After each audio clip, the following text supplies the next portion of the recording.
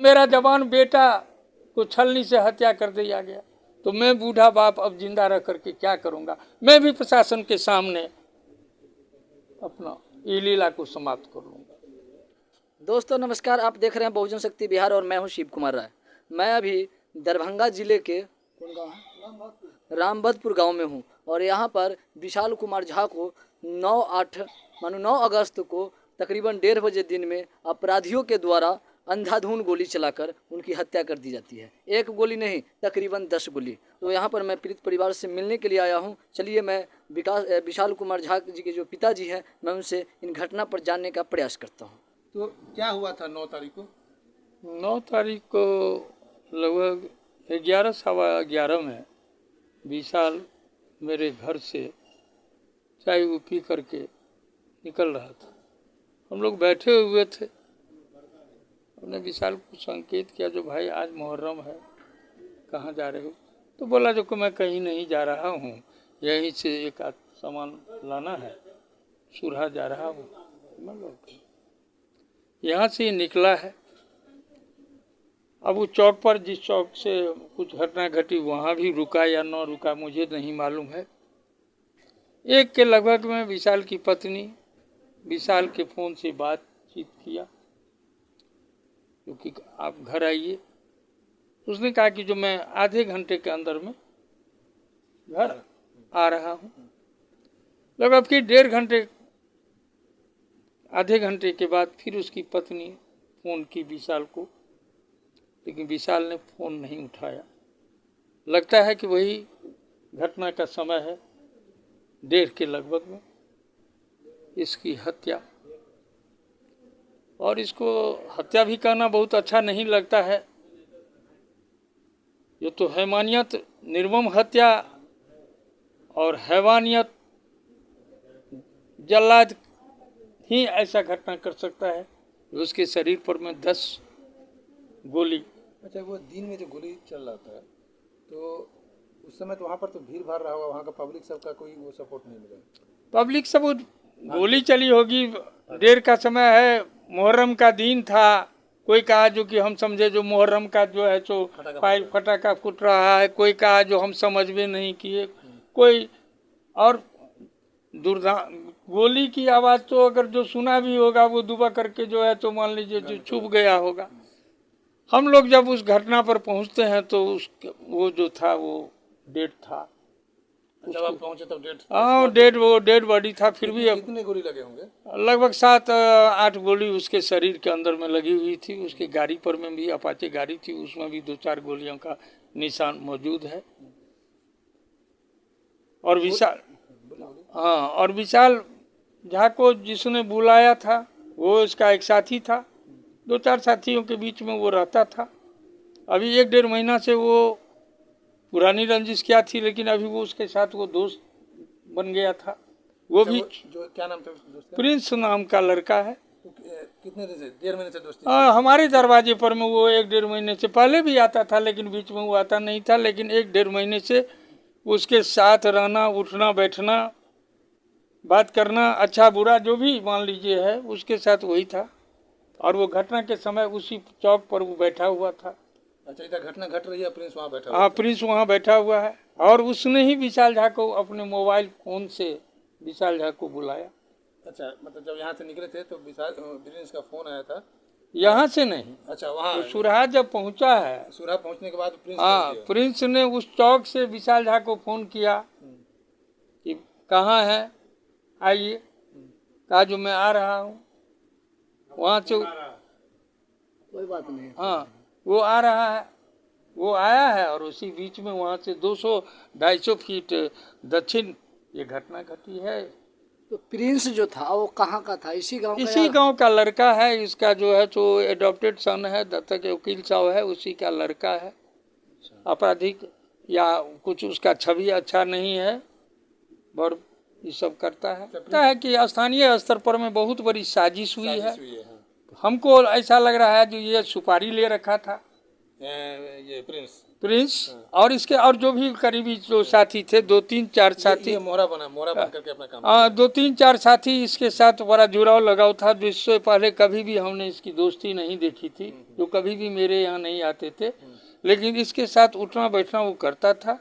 हमको लग रहा है कि वो सुपारी ले रखा था ये लोग मिल करके, और इसके साथ बैठ करके उठ करके इसकी डे नाइट की रूटीन को कैच करके फॉलो करके, और इसको जो है जो किसी को गुप्त सूचना दे करके षड्यंत्र बना करके इसको जो है सो जधन्य। तो ये प्रिंस आप लोग एफआईआर किए तो प्रिंस का नाम डाले हैं? मैं उस समय अज्ञात करके डाला था, इसलिए उसका नाम हम उस समय नहीं दिए थे कि ये घटना के धीरे धीरे वो खुद अपना जो है यहाँ से लेकर के डीएमसीएच के बीच में अपना जितना बयान दर्ज करवाया है, लोगों को कहा है, जैसे जैसे जैसे वो बोला जो कि नहीं हम चौक पर बैठे हुए थे, 3 आदमी ऐसे करके आया मुरेठा बांध करके, हम उसको नहीं पहचाने, हमने भाई जी को बुलाया, गोली लग गई।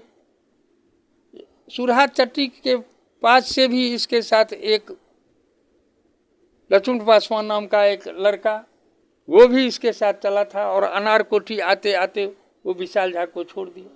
वो कह रहा है कि भैया नहीं हम जो लड़का अनार कोठी आके छोड़ दिया, वो लड़का कहाँ का था? पतोर घर है उसका, लक्ष्मण पासवान नाम है। हाँ, पतोर घर है। तो पतोर जाने के लिए इसी से यही रास्ता है आगे जाने के लिए, या कोई दूसरा रास्ता भी था? ना, वो तो सुरहा से आया था, और सुरहा होते हुए और पतोर का तो ये रास्ता है, इसी हो करके हाँ इस रास्ता जो लक्ष्मण पासवान ने स्वतः ही स्वीकार किया।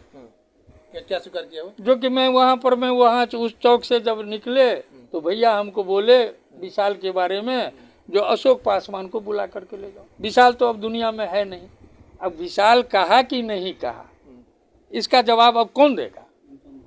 ये तो अनुसंधान का विषय है। नहीं, अनुसंधान का विषय, ये तो अनुसंधान का विषय। ये फोन रिकॉर्ड से सारे, हाँ, ये फोन रिकॉर्ड से सारे से जो है ये जानकारी मिल सकती है। पुलिस की सजगता कहाँ तक है इसमें? पुलिस ने हमने उनको 4-5 व्यक्तियों का नाम संकेत के रूप में दिया। ठीक है, ये इसका दोस्त के रूप में अभी रह रहा है, छाया की तरह रह रहा है। इससे आप संपर्क करके इसका मोबाइल या इस व्यक्ति के बारे में आप जानकारी लीजिए, पता लगाइए, पूछताछ कीजिए, क्योंकि ये घटना स्थानीय स्तर की है, कोई दूर की घटना नहीं है। ये सारे लोग स्थानीय हैं। इसके साथ दोस्त बन करके ही कहीं दुश्मनी किया हो, निभाया हो। एक ऐसा इसका दोस्त था जो घटना घटी है 9 तारीख को, और वो 8 तारीख को टिकट अपना बनेले था, वो गुवाहाटी चला गया। अच्छा, कौन चला गया? वो अमित मिश्रा नाम का एक लड़का था। इन्वॉल्व है इसमें? नहीं, इसमें उसको हमने इन्वॉल्व नहीं किया है, क्योंकि सिम्टम तो टिकट उसका पहले से कटा हुआ था। हाँ, जैसा हमको जानकारी है, संजोग भी हो सकता है। हाँ, इसमें मान लीजिए जो उसके साथ विशाल झा के साथ वो भी रहता था, उठता था, बैठता था, खाता था। वो चला गया गुवाहाटी। वो गुवाहाटी 8 को गया है, 9 को ये घटना घटी। अभी तक गिरफ्तार हुई है कि नहीं? गिरफ्तारी अभी हमको जो जानकारी मिली है, प्रिंस नाम का लड़का जो लाइनर का काम किया है, जो इसको हत्या करवाने की साजिश रचा है, हमारे समझ में ये सुपारी ले रखा था, अरेस्ट है। उसको पुलिस अभी तक गिरफ्तार करके रखी हुई है। उसको शायद जेल भेज दिया गया है। और उसने जो पुलिस को सुनने में आया है, जो 1-2 आदमी का नाम कहा, प्रिंस बोला है। 3 आदमी था, उसमें से 2 का नाम बोला है, 1 का नाम नहीं बोला है, जैसे हमको जानकारी किसी दूर दराज से मिली है।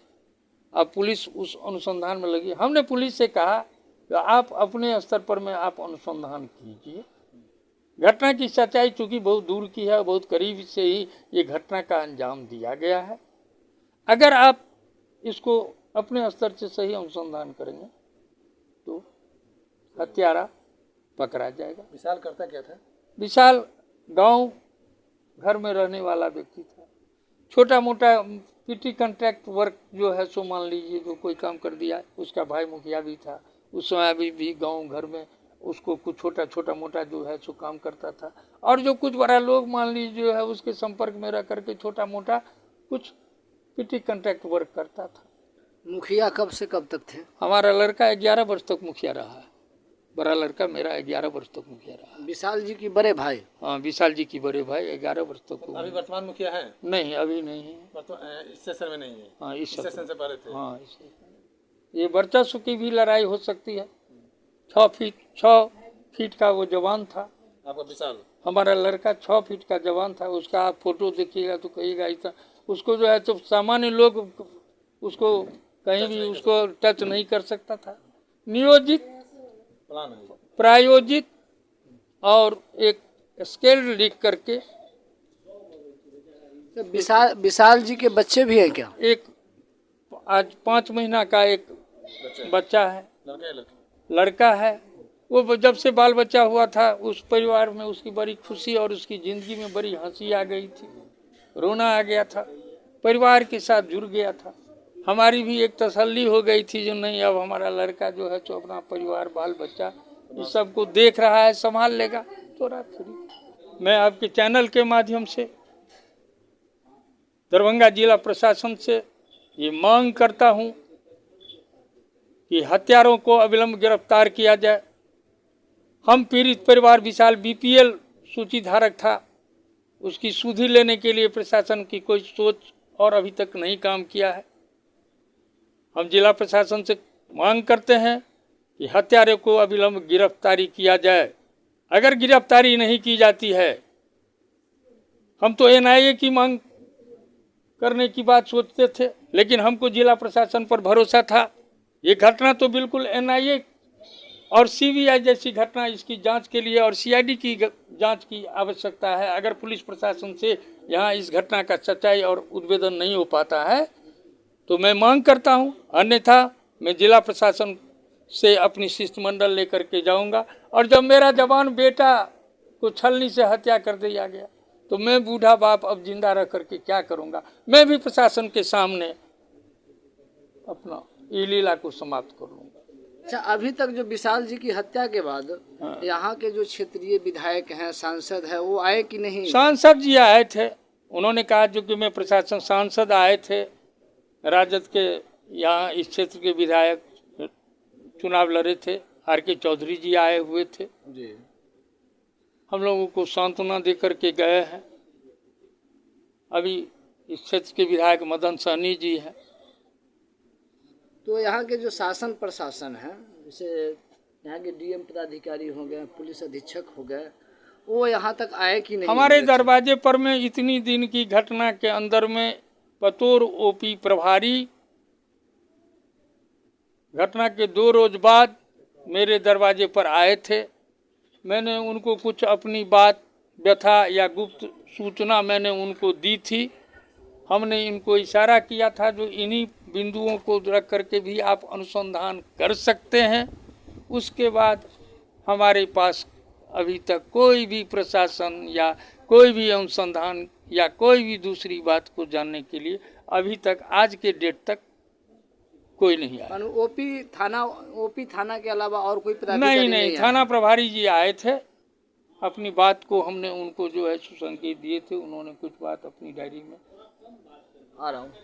तो आपने सुना ये विशाल कुमार की पिताजी थे और एक पिता अपनी पुत्र की जो अपराधियों के द्वारा दिन दहाड़े हत्या कर दिया गया है गोली मारकर, एक नहीं तकरीबन 8 गोली मारा गया विशाल कुमार जी को।